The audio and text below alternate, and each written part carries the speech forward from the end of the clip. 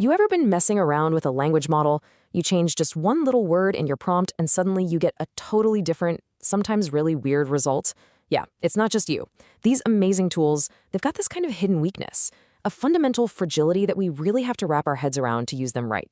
So let's pull back the curtain and take a look at the core reason why these powerful AIs can be so shockingly brittle. Okay, before we dive in, just a quick heads up. This is Module 4 of a 10-part tutorial, and it's all based on a really comprehensive report by Virtualization Options LLC. Now, what we're talking about here is just general guidance. It's not a warranty, and it's definitely not legal or financial advice. So as always, make sure you talk to your own financial, technical, and legal pros before you take any action. And keep in mind, we're really only scratching the surface of what's in the full report. All right, with that out of the way, let's get into it. So let's get right to the heart of the mystery. How can a language model seem so incredibly smart one second and then just go completely off the rails with the tiniest little change to a prompt? You know, it can feel totally random, but what's actually happening under the hood is a predictable process, even if it is a complex one. This sensitivity, it goes right to the core of how these models actually think. This slide just illustrates the whole problem perfectly. Take a look at these two prompts. Now, to you and me, benefits of exercise and advantages of physical activity, they mean the exact same thing, right? But for the language model, the phrase benefits of exercise might be super strongly linked to all the fitness blogs and gym websites it was trained on. Meanwhile, advantages of physical activity might trigger all the patterns it learned from, say, formal medical journals. And boom, you get two totally different answers, all because of a simple word choice. So what's the real culprit behind this weird behavior?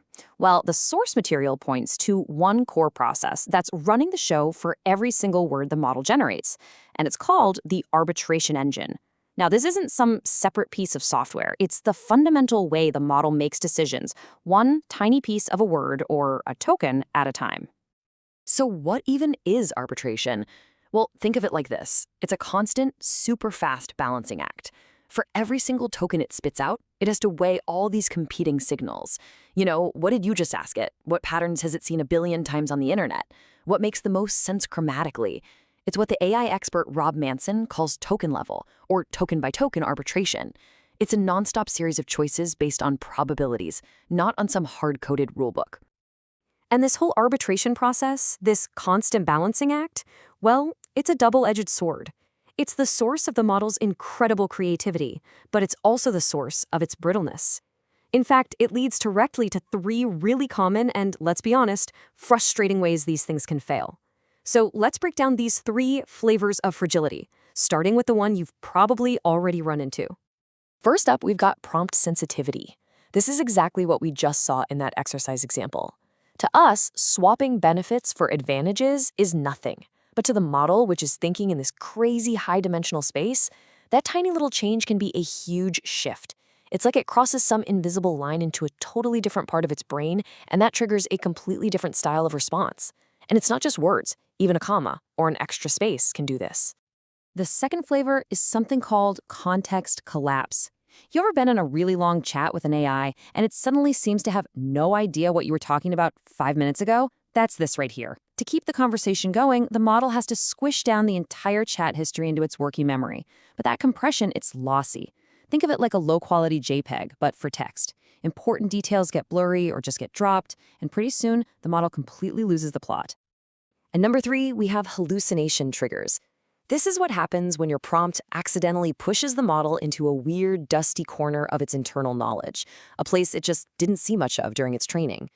When that arbitration engine finds itself in this unfamiliar territory, its top priority can shift from being accurate to just sounding plausible. And here's the crazy part. It will confidently make stuff up, completely fabricating information, instead of just saying, hey, I don't know.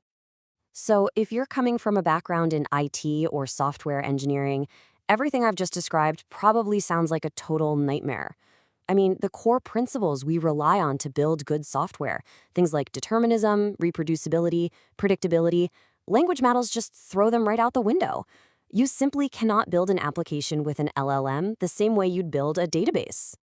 This slide just puts it in such stark contrast. On one side, you've got traditional software. It's deterministic, same input, same output every single time. It's reproducible, and that makes it debuggable. On the other side, you have language models. They're statistical. Their behavior is super sensitive to tiny changes, which makes them inherently unstable and incredibly hard to debug in any traditional way. You can't just step through the code to find the bug because the bug is tangled up in billions of statistical weights. So what's the big takeaway here? If this fragility, this brittleness, is just a core feature of how these models work, then we can't engineer it away. It means we have to completely change our approach. The new rule is to just accept this instability and start designing systems that are resilient to it. We have to start building for brittleness. So how in the world do we actually do that? Well, the source points to a few key strategies. We need to build extensive guardrails to check our inputs for things that might cause problems. We need really robust output validation to double-check that the model's answer is safe and makes sense.